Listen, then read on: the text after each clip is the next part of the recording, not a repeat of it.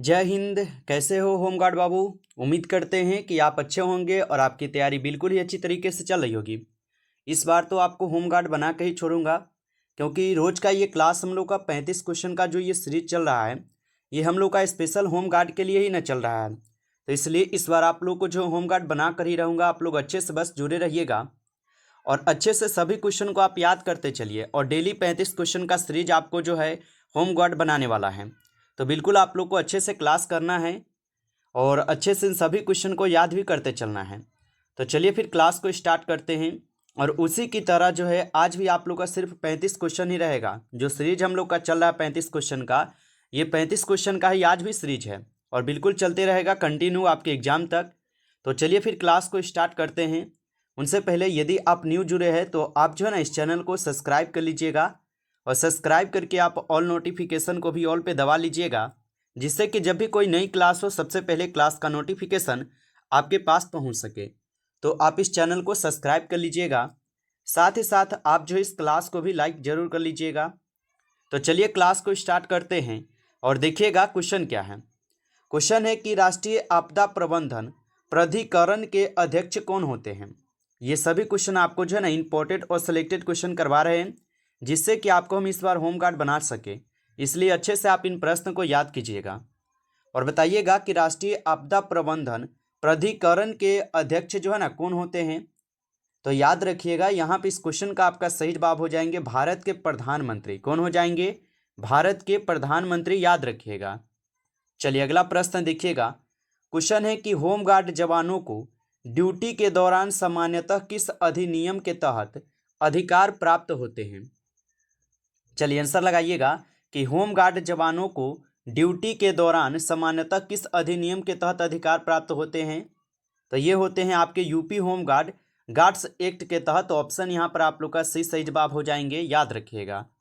अगला प्रश्न आता है कि भूकंप की स्थिति में मलबे में दबे व्यक्ति को खोजने के लिए किस तरंग का उपयोग जो है किया जाता है। तो भूकंप की स्थिति में मलबे में दबे व्यक्ति को खोजने के लिए किस तरंग का उपयोग किया जाता है। तो याद रखिएगा पराश्रव्य तरंगे का। ऑप्शन बी सही जवाब है, पराश्रव्य तरंग होगा। आगे देखिएगा प्रश्न है आपका कि बाढ़ के दौरान जल शुद्ध करने के लिए किस रसायन का उपयोग जो है किया जाता है। चलिए बताइएगा कि बाढ़ के दौरान जल शुद्ध करने के लिए किस रसायन का उपयोग किया जाता है। तो याद रख लीजिएगा इसमें की जाती है ब्लीचिंग पाउडर का। किसका? ब्लीचिंग पाउडर का। ऑप्शन बी लगा रहे हैं तो सही जवाब है। आगे देखिए प्रश्न है आपका कि सुरक्षा परिषद के अस्थायी सदस्यों की संख्या जो है कितनी है। ये सभी क्वेश्चन आपको वीवीआई सेलेक्टेड क्वेश्चन करवा रहे हैं और आपके पेपर में जो है ना सिर्फ ऐसा ही क्वेश्चन पूछेगा, सेम ऐसा क्वेश्चन आने वाला है। आप अच्छे से इनको याद कीजिए और बताइए सुरक्षा परिषद के स्थायी सदस्यों की संख्या कितनी है। तो याद रखिएगा आप सभी लोग 5 हैं। ऑप्शन ए लगा रहे तो सही जवाब है 5 है। आगे देखिएगा प्रश्न है आपका कि भारत में साइबर अपराध किस अधिनियम के तहत कवर होता है। चलिए बताइए। तो भारत में साइबर अपराध किस अधिनियम के तहत कवर होता है। तो याद रखिएगा आईटी एक्ट 2000 के तहत ये होता है। ऑप्शन बी हो जाएंगे सही जवाब, आईटी एक्ट 2000 के तहत। आगे देखिए प्रश्न है कि क्लास सी प्रकार की आग बुझाने के लिए किस उपकरण का प्रयोग होता है। तो क्लास सी प्रकार की आग बुझाने के लिए किस उपकरण का प्रयोग होता है। तो याद रखिएगा आप सभी लोग, यहाँ पे इस क्वेश्चन का सही जवाब हो जाएंगे डी, डीसीपी का। ऑप्शन यहाँ पर आप लोग का जो है ना डी सही जवाब है, डीसीपी होगा। आगे देखिए प्रश्न है और क्वेश्चन क्या दिया गया आप सभी लोगों का कि किसी भी सार्वजनिक स्थान पर कानून व्यवस्था प्राथमिक जिम्मेदारी किसकी होती है। तो किसी भी सार्वजनिक स्थान पर कानून व्यवस्था की प्राथमिक जिम्मेदारी किसकी होती है। तो याद रखिएगा राज्य पुलिस की होती है। ऑप्शन सी सही जवाब है, राज्य पुलिस। आगे देखिए प्रश्न है आपका यहाँ पर कि उत्तर प्रदेश में कुल कितने सेज कार्यरत है। तो उत्तर प्रदेश में कुल कितने सेज कार्यरत है। तो याद रखिएगा 30 से अधिक है। ऑप्शन डी हो जाएंगे सही जवाब, 30 से अधिक है। चलिए आगे देखिए क्वेश्चन है कि उत्तर प्रदेश का चीनी का कटोरा किस क्षेत्र को कहा जाता है। चलिए लगाइएगा आंसर कि उत्तर प्रदेश का चीनी का कटोरा किस क्षेत्र को कहा जाता है। तो याद रखिएगा पश्चिमी उत्तर प्रदेश को कहते हैं। ऑप्शन ए लगा रहे हैं तो सही जवाब है। आगे देखिए प्रश्न है कि मिर्जापुर जिले में कौन सा खनिज जो है ना पाया जाता है। तो मिर्ज़ापुर जिले में कौन सा खनिज पाया जाता है? तो याद रखिएगा आप सभी लोग, चूना पत्थर पाई जाती है। ऑप्शन सी सही जवाब है, चूना पत्थर। आगे देखेंगे, यहाँ पर प्रश्न है कि गंगा एक्शन प्लान किस वर्ष जो है शुरू हुआ था? बताइए कि गंगा एक्शन प्लान किस वर्ष शुरू हुआ था? तो याद रखिएगा आप सभी लोग, ये हुए थे 1985 में। ऑप्शन बी सही जवाब है, 1985 में। आगे देखिए, प्रश्न है कि उत्तर प्रदेश का सबसे ऊंचा बांध कौन सा है? चलिए बताएंगे कि उत्तर प्रदेश का सबसे ऊंचा बांध कौन सा है। तो याद रखिएगा, रामगंगा बांध जो है ये उत्तर प्रदेश का सबसे ऊंचा बांध है। ऑप्शन सी सही जवाब है, याद रखिएगा। आगे देखिएगा, प्रश्न है कि ट्रोनिका सिटी किस जिले में स्थित है? तो ट्रोनिका सिटी किस जिले में स्थित है? तो याद रखिएगा साथियों, गाजियाबाद जिला में है। ऑप्शन बी यहाँ पे सही जवाब है, गाजियाबाद जिला में है। आगे देखिएगा, प्रश्न आपका दिया गया कि भारत में सबसे अधिक पशुधन किस राज्य में है? तो भारत में सबसे अधिक पशुधन किस राज्य में है? तो याद रखिएगा आप सभी लोग, ये आपके उत्तर प्रदेश में है। ऑप्शन सी सही जवाब है, उत्तर प्रदेश। अगला क्वेश्चन देखिएगा, क्वेश्चन है कि ध्वनि प्रदूषण की इकाई क्या है? चलिए बताइएगा कि ध्वनि प्रदूषण की इकाई क्या है। तो याद रखिएगा, ध्वनि प्रदूषण की इकाई हो जाएंगे डेसिबल। ऑप्शन बी सही जवाब है, डेसिबल हो जाएंगे। अगला क्वेश्चन देखिएगा, आपका क्वेश्चन है कि हीमोग्लोबिन में कौन सी धातु होती है? चलिए आंसर लगाइएगा। और साथियों, आप लाइक नहीं किए इस क्लास को, तो आप जो है ना इस क्लास को एक बार ज़्यादा से ज़्यादा लाइक जरूर कर लीजिएगा। चैनल पे पहली बार जुड़े हैं तो आप इस चैनल को सब्सक्राइब कर लीजिए, और सब्सक्राइब करके आप ऑल नोटिफिकेशन को ऑल पे दबा के जुड़ जाइएगा, जिससे कि जब भी कोई नई क्लास हो सबसे पहले क्लास का नोटिफिकेशन आपके पास पहुंच सके। तो आप इस चैनल को भी सब्सक्राइब जरूर कर लीजिएगा। और साथियों, यदि आपको पीडीएफ चाहिए रिवीजन के लिए तो कमेंट करके जरूर बताइएगा। और बताइए कि हीमोग्लोबिन में कौन सी धातु होती है? तो याद रखिएगा, हीमोग्लोबिन में लोहा धातु पाई जाती है। ऑप्शन डी यहाँ पे सही जवाब है। आगे देखिएगा, यहाँ पर आपका प्रश्न है कि वाहनों में पिछला दृश्य दर्पण किस प्रकार का होता है? तो वाहनों में पिछला दृश्य दर्पण किस प्रकार का होता है? तो ये होते हैं उत्तल दर्पण। ऑप्शन यहाँ पर बी सही जवाब है, उत्तल दर्पण होते हैं, याद रखिएगा।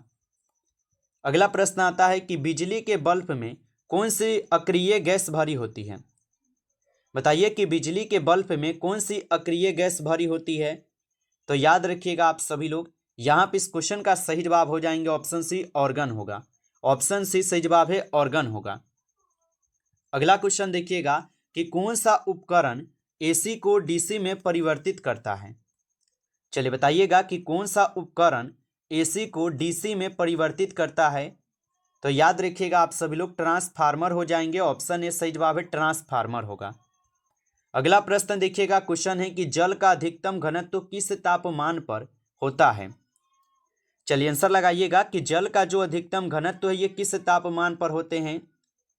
तो जल का अधिकतम घनत्व जो है ये आपके 100 डिग्री या 4 डिग्री, तो ये तो 4 डिग्री सेल्सियस पर न होता है। ऑप्शन बी हो जाएंगे सही जवाब, याद रखेंगे। अगला क्वेश्चन है कि ग्राम पंचायतों के संगठन से संबंधित अनुच्छेद कौन सा है? चलिए बताइएगा आप सभी लोग कि ग्राम पंचायतों के संगठन से संबंधित अनुच्छेद कौन सा है। तो अनुच्छेद 14 है। ऑप्शन बी सही जवाब है, अनुच्छेद 40 होगा। अगला प्रश्न देखिएगा, क्वेश्चन है कि भारतीय संविधान में आपातकाल घोषित करने की शक्ति किसके पास है? तो भारतीय संविधान में आपातकाल घोषित करने की जो शक्ति है ये किसके पास होती है? तो याद रखिएगा आप सभी लोग, राष्ट्रपति के पास होती है। ऑप्शन सी सही जवाब है, राष्ट्रपति। अगला क्वेश्चन देखिएगा, भारत की पहली महिला राज्यपाल कौन थी? चलिए बताइएगा आप सभी लोग कि भारत की पहली महिला राज्यपाल कौन थी। तो याद रखिएगा आप सभी लोग, भारत की पहली महिला राज्यपाल थी आपके कौन? तो सरोजिनी नायडू।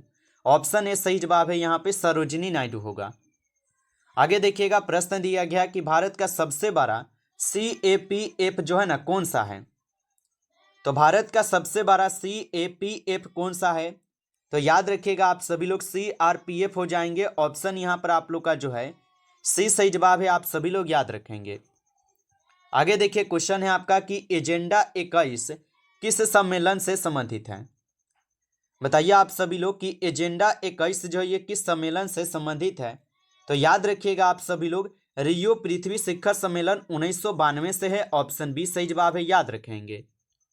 आगे देखिएगा, आपका प्रश्न है कि विश्व जनसंख्या दिवस जो है ये कब मनाया जाता है। तो विश्व जनसंख्या दिवस जो है ये मनाई जाती है कब, तो याद रखिएगा 11 जुलाई को विश्व जनसंख्या दिवस मनाई जाती है। ऑप्शन बी यहाँ पे सही जवाब है, याद रखिएगा।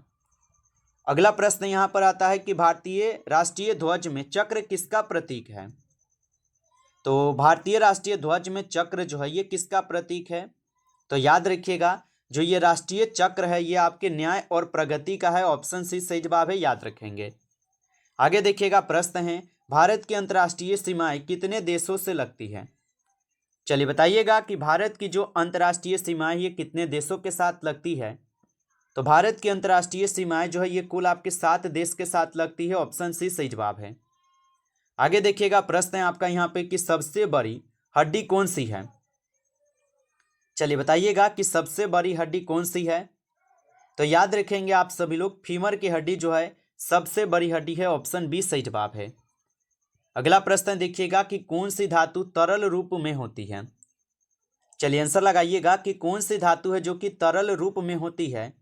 तो याद रखिएगा साथियों, पारा। पारा जो है ये तरल रूप में धातु होती है। ऑप्शन सी सही जवाब है। अगला प्रश्न है कि ओजोन गैसों में कितने ऑक्सीजन परमाणु होते हैं। तो ओजोन गैसों में कितने यहाँ पर ऑक्सीजन परमाणु होते हैं। तो याद रखिएगा आप सभी लोग 3 होते हैं। ऑप्शन यहाँ पर आप सभी लोग का सी सही जवाब है।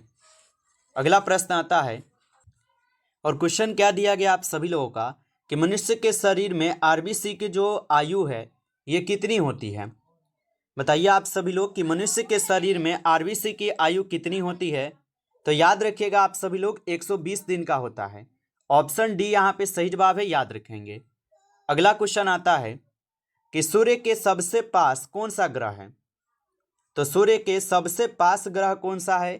तो याद रखिएगा बुध ग्रह जो है ये सूर्य के सबसे पास का ग्रह है। ऑप्शन डी सही जवाब है, याद रखेंगे। नमस्कार साथियों, इस क्लास में टॉप 35 क्वेश्चन थे जो कि काफ़ी इंपॉर्टेंट क्वेश्चन थे आपके एग्जाम के लिए। साथियों यदि आपको क्लास अच्छा लगा हो तो आप जो इस क्लास को ज़्यादा से ज़्यादा लाइक कर लीजिएगा। चैनल पे पहली बार जुड़े हैं तो आप इस चैनल को सब्सक्राइब कर लीजिए और सब्सक्राइब करके आप ऑल नोटिफिकेशन को ऑल पे दबा के जुड़ जाइएगा, जिससे कि जब भी कोई नई क्लास हो सबसे पहले क्लास का नोटिफिकेशन आपके पास पहुंच सके। तो आप इस चैनल को सब्सक्राइब कर लीजिए। और साथियों यदि आपको पीडीएफ चाहिए तो आप कमेंट करके जरूर बताइएगा। चलिए फिर मिलते हैं आपसे एक नेक्स्ट टॉपिक के साथ नेक्स्ट क्लास में। तब तक के लिए जय हिंद, जय भारत।